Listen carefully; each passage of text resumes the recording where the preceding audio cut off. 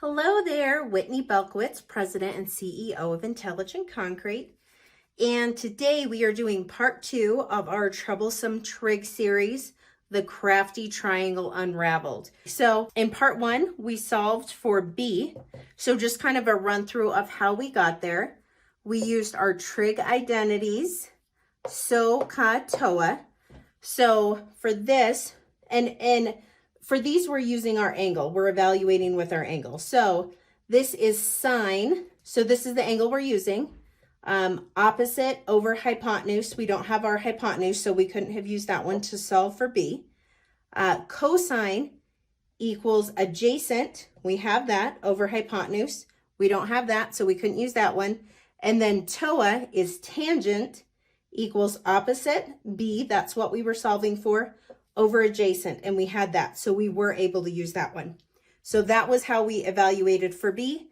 Here were the steps, and in more detail, check out part 1 of the video. So in this portion, we are solving for C, or our hypotenuse. So another trig identity for you here, and this one is quite easy and straightforward. So we've got a squared plus b squared equals c squared. We have a, we have b, so we've just got to plug in our numbers. 3.17 squared plus, 2.85 squared equals c squared equals 3.17 squared plus 2.85 squared equals 18.17. We are not done yet because we've got c squared equals 18.17. So c equals the square root of 18.17, and that equals